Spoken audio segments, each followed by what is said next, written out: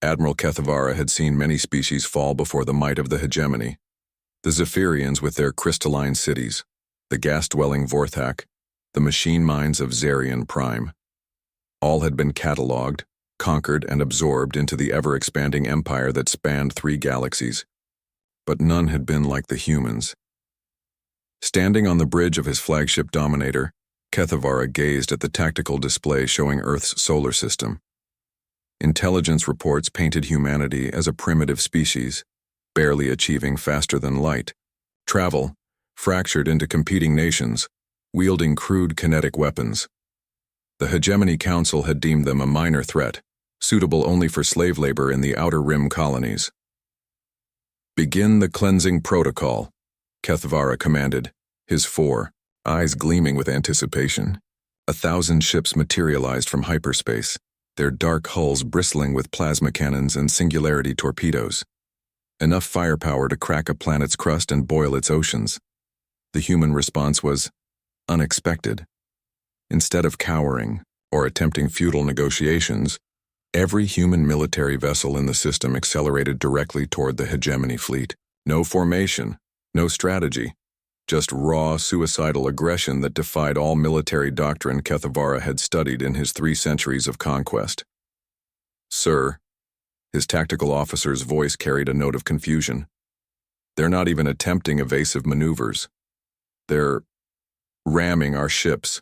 Through the viewports, Kethavara watched in horror as human vessels, laughably small compared to hegemony dreadnoughts, slammed into his fleet at relativistic speeds. Each impact released energy equivalent to stellar cores, vaporizing both ships in cascades of nuclear fire. But for every human ship destroyed, they took 3 hegemony vessels with them. "Impossible," Kethavara muttered. "No species fights like this. No species wastes their military assets so recklessly." His communications officer looked up, pale-skinned face trembling. "Admiral, we're receiving a transmission from the human homeworld. Audio only." "Put it through."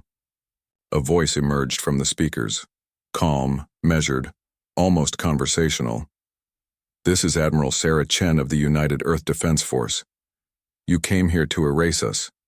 You expected us to kneel, to beg, to negotiate for the lives of our children. You were wrong." Kethavara felt his confidence wavering.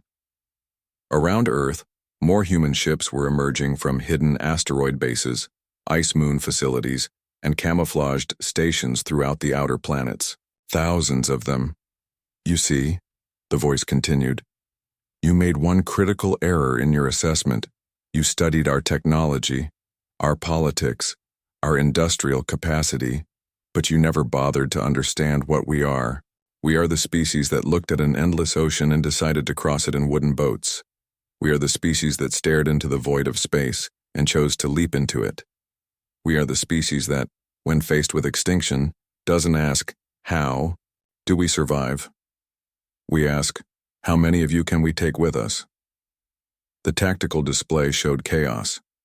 Human fighter craft, no larger than atmospheric shuttles, were conducting impossibly aggressive maneuvers, their pilots pulling G-forces that should have liquefied their bodies. They were dying by the hundreds, but each death meant another hegemony ship crippled or destroyed. "Sir," the tactical officer reported, "we're detecting massive energy signatures throughout their system. They're turning their industrial infrastructure into weapons. Orbital habitats are being accelerated toward our fleet. They're using civilian populations as ammunition." Kethavara's blood ran cold. In 300 years of conquest, he had never encountered a species willing to sacrifice everything: their homes, their civilians, their entire civilization, just to inflict maximum damage on an invading force. "Admiral," came Chen's voice again, now with a hint of something that might have been amusement, "you should know that what you're seeing here, this isn't desperation. This is Tuesday.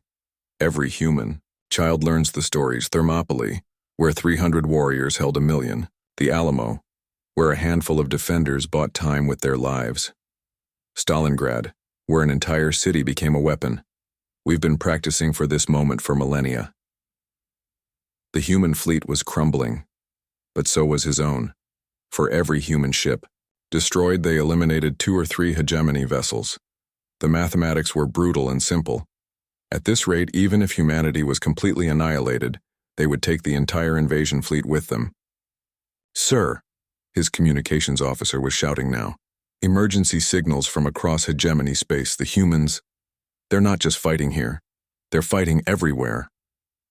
Kethavara's 4 eyes widened in disbelief. "Impossible. They barely have interstellar capability." "The reports are confirmed, sir. Human ships have appeared in 17 systems simultaneously. They're attacking every hegemony world at once. And, sir," the officer's voice dropped to a whisper, "they're winning." Chen's voice returned, and now Kethavara could hear the smile in it. "Did you really think we hadn't been watching you for decades, studying you, learning from every species you conquered? You taught us everything we needed to know about your weaknesses, your overconfidence, your assumption that quantity equals quality, your inability to comprehend what happens when prey becomes predator." The tactical display showed the impossible. Human fleets, each one suicidally aggressive, had simultaneously struck at the heart of hegemony space. They weren't trying to conquer, they were trying to break everything the hegemony had built. "You came to erase us," Chen continued. "Instead, you've given us a galaxy to inherit.